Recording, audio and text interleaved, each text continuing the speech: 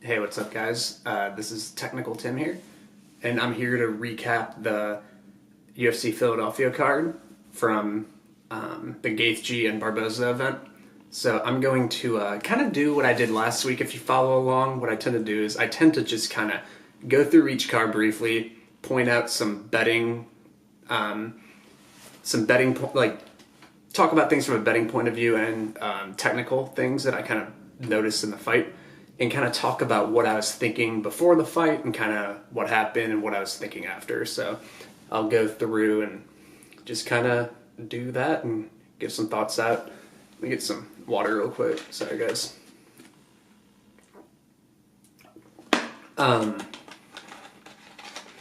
First fight of the night was Alex Perez, Mark De La Rosa. Not too much to say here. I didn't track this play, but I had tweeted out.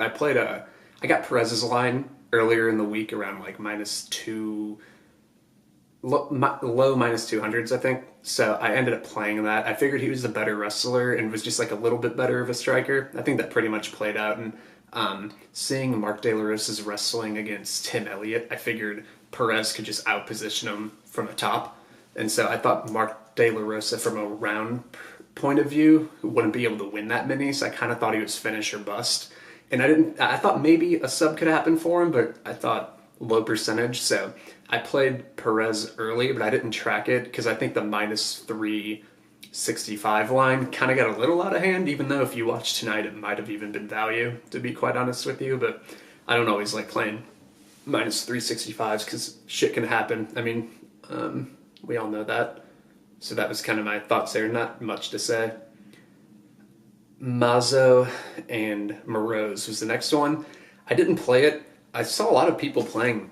I saw some people playing both. I saw two-way action here. I kind of figured Moroz was an air striker and didn't have much offense, but I also hadn't seen Mazo go against anyone good, so it's really hard to gauge her skill set. And anyone making their UFC debut, you don't want to automatically fade everyone.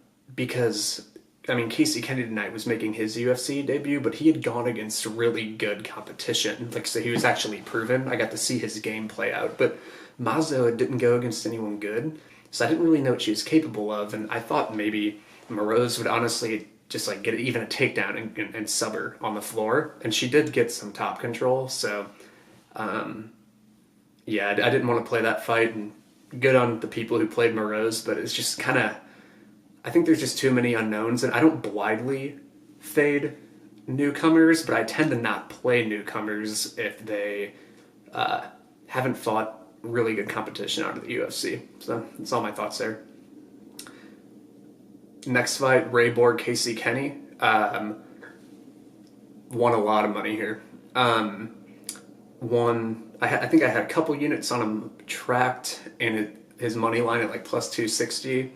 And I also hit his point handicap, and untracked, I had a lot more on his money line, so I made a lot of cash on him, so I was really happy about this one. And I did a breakdown video on this fight, and you can see it before, but I think he, before I get into the breakdown, this was clear value, and I do think the decision was, it could have gone to Borg, quite honest with you, but I don't think it was a robbery either. Like, I thought the first round was the clearest round of the fight for Kenny, and I thought the next two could have gone either way. Maybe slightly towards Borg, but in a close fight, when you have one clear round, and even if you didn't clearly win the other two and maybe got outworked a little bit by your opponent, you tend to get those decisions. So after the third round, I thought Kenny was actually going to get it because I thought he had the one clear round in a very close fight. So, clearly, he was the value side here. He should have not been plus 260.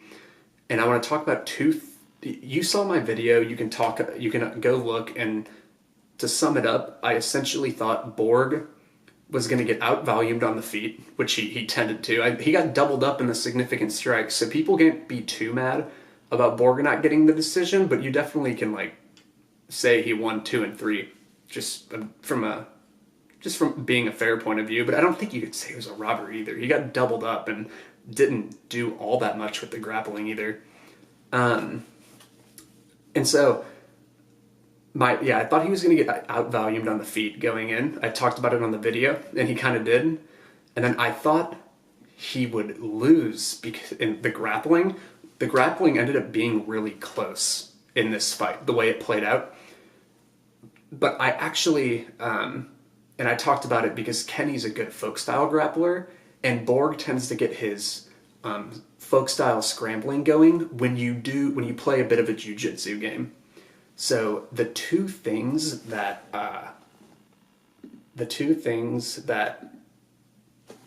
Kenny should have done to win this more clearly, that I think he could have done to win this fight easier, was one he shouldn't have gone for any back takes when he got takedowns. He should have focused, instead of trying to take his back when Borg started scrambling back to his feet, he should have just mat returned him with another double leg.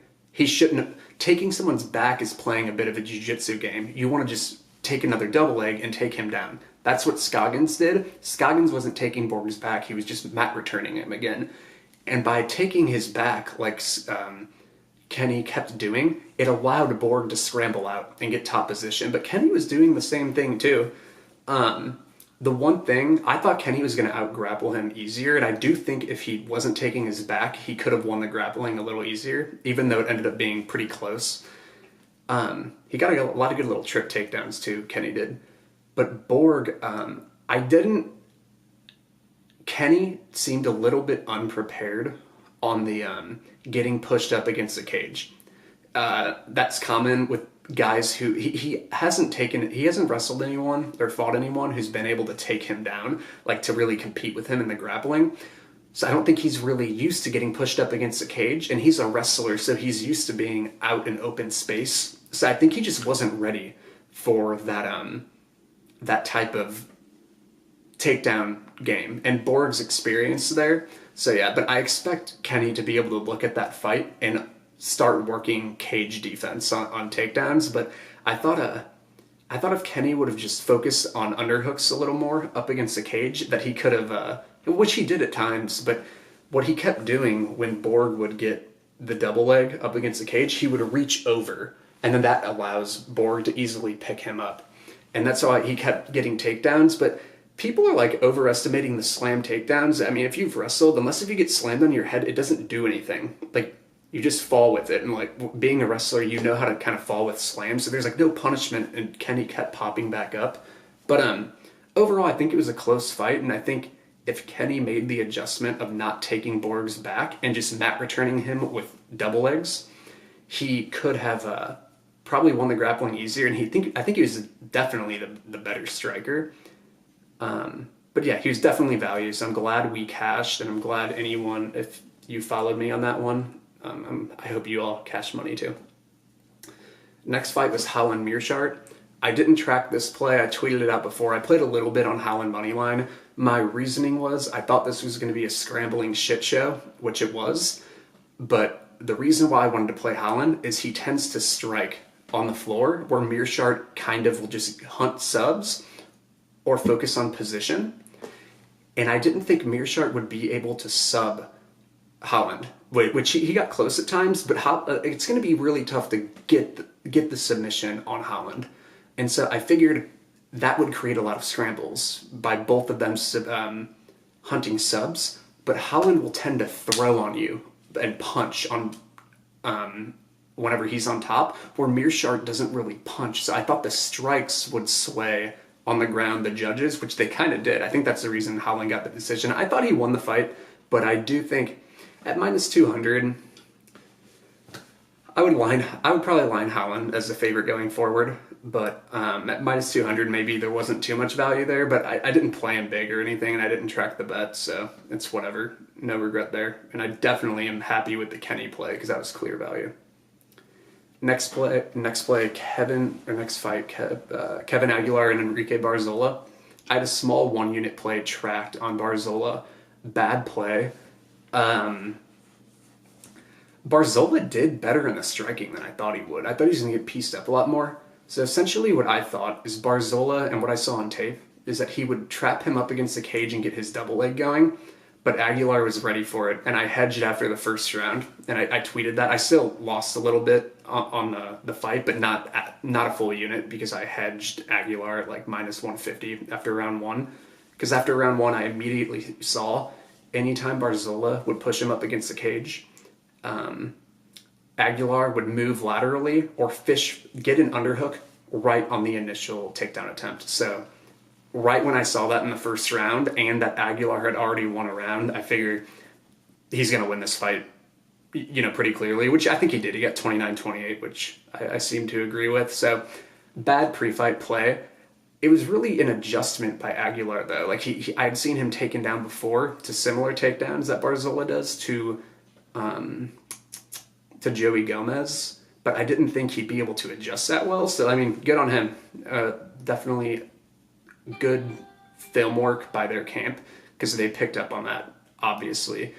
And I only played a unit on Barzola, because even though I thought he would get him down, his top control is not all that good. But I thought maybe the takedowns would score points and he'd be able to win. So definitely not the value side. Bad play on Barzola. All good. Desmond Green, Ross Pearson, no play untracked. I tweeted out I played Green KO at plus 530 untracked. I didn't have it tracked, sorry. I think I might have just misspoke. I had no play tracked. I played a small play on Green KO. I was just fading Pearson's chin.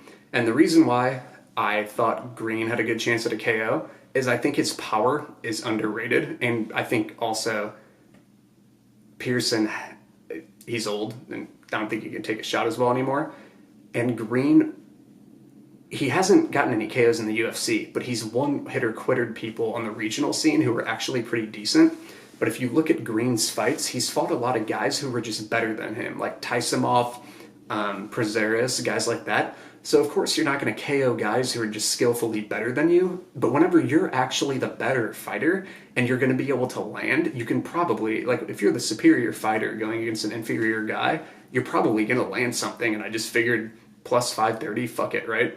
And ended up hitting. So that was my reasoning, is I thought people were underestimating his ability to get a knockout just because he didn't have a KO in the UFC, but he's mostly fought guys who are better than him. So that was my reasoning there. Ended up working out.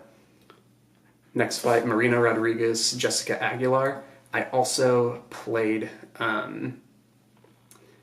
Marina Rodriguez inside the distance. Don't regret that at all. I think the corner should have stepped in here, or the ref should have stopped it in the second round. I mean, that was just a beatdown. I think there's a lack of corner stoppages in MMA, and it's kind of a shame, because there's no reason for Aguilar to get thrown out there in that third round. She needed a finish, and it didn't look like she was going to get a finish. I mean, perhaps she could have maybe gotten the submission in the third round, but it didn't look too good. So the inside the distance didn't hit for Marina, but I don't regret that play at all. Thought it was a good play, like plus 420. And then I hit her point handicap at plus 140, and that even hit with a point deduction. So I cashed in on that fight. And I did a breakdown video on this, and like I said, Aguilar, with her top control, she doesn't stay chest to chest as well. And the time she got top position, she wasn't staying chest to chest, and she postured up a little bit, and it gave Marina a little bit of a scrambling opportunity, so she got up. I also mentioned how Aguilar tends to shoot in, and Rodriguez digs underhooks really well off the initial takedown attempts, so she kept doing that. So I had a good read on this fight, I feel, and I thought Aguilar's pressure would allow Marina to invite her into the clinch and just land a lot of blows, which pretty much happened. So really good read here. I was happy with that. Moraes and Yusuf, so I had a breakdown video on this, and honestly, I thought it was a good play. I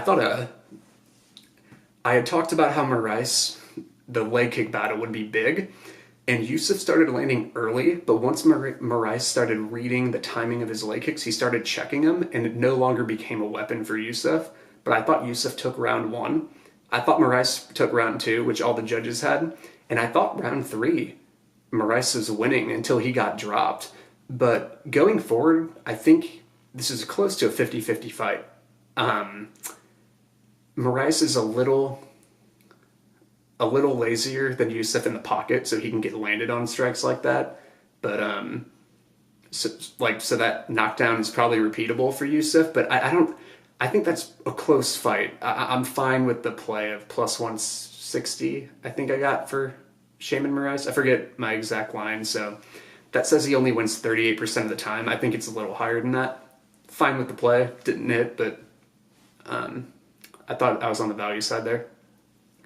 Next fight, Paul Craig and Kennedy.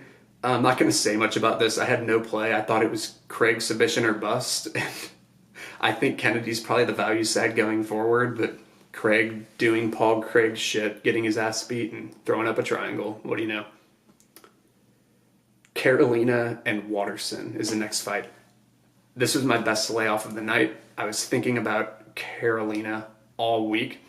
I don't read Michelle Watterson well. I just don't. Because a lot of her takedowns are like head and arm shit. You just kind of like head and arm judo throws, and they keep working against women's MMA.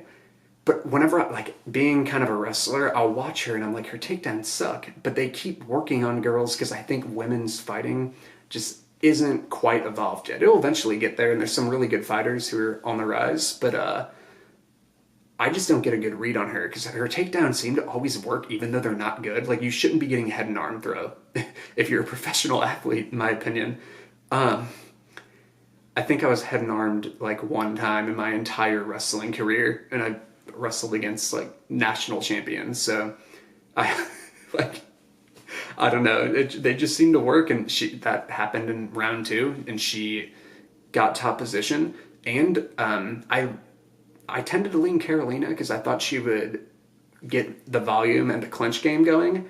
But Watterson, the reason why I stayed away is Watterson is very cognizant of the fight, of just the fight in general and how they're being scored. She'll go for takedowns with a minute left after a close round. She seems to know the scoreboard. So I just stayed away, and I'm really glad I did. Next fight, Michael Johnson, Josh Emmett. I had a breakdown on this. I said stay away. But then I ended up playing a little bit on Michael Johnson because I had seen some holes in Emmett tends to shoot from his hips, and I saw it on tape after I watched the breakdown video, and Michael Johnson seems to stop that type of takedown. He stopped it all night, so I had a great read. And I thought Michael Johnson was going to be the busier striker, like I had mentioned in my breakdown video, and he tended to be, and he tended to be better. And then he just got KO'd in the 3rd round. So I thought I was on the value side there. I'd probably favor MJ going forward. And it was just kind of the KO landed for Emmett. So good on him. I'm happy to see a guy like that who had a pretty devastating loss last fight get a win. Not mad about the play from a betting perspective. I thought I was on the value side at minus 110 on MJ. I thought he was about to win a decision. So Branch Hermanson. I was leaning Branch pre-fight, didn't play it. I thought he's more aggressive from an offensive standpoint, and I thought he'd be able to stop most of Branch's takedowns, but sometimes he'll just give up bad positions, and sometimes he can just get tagged, and I just didn't have a good read on this, and Branch is sometimes, he's just a hard fighter to gauge, so I didn't know. I didn't know how this fight was going to go. Hermanson got a quick sub. I don't know really what to read on there, but it did look like the aggression was kind of getting to Branch. And yeah, I'm happy with the stay away. Or I guess I wouldn't say I'm happy with the stay away, but I'm happy with the stay away because I didn't know what to expect. And then something I didn't expect happened, a really quick sub. So I couldn't have fucking called that. So I'm fine with the stay away. Good on Jack Hermanson. And then Gaethje Barboza. I tended to lean Barboza, didn't play it, but I thought Gaethje's pressure could give him a KO, and it did. So that just wasn't my fight to bet. War of attrition battles, I don't like to bet, and I thought that would maybe I thought that was what it was maybe going to come down to, so I didn't want to play it, and good on Justin Gaethje. But that's my quick breakdown. I'm really happy that I think my breakdown videos, for the most part, were on point this week, so that's good. I hope people won some cash tonight. I think a lot of you played Kenny, so that's really good. I had a winning night. I think I risked about 8 units on my Bet MMA page and won like 4. So good night. And then untracked, I won a lot more because I had more money on Kenny. I hit Holland untracked and I hit Desmond Green KO. So I won a lot of money on untracked and was really happy with that. But I want to say thank you so much to everyone who's been subscribing and liking my videos. If you did it again, if you do it again, I'd really appreciate it if you like this video, if you enjoyed the content. But fun card. I'm going to start taping for the Adesanya and Gastelum event, and I'll be pumping out videos next week. Thank you so much. Bye.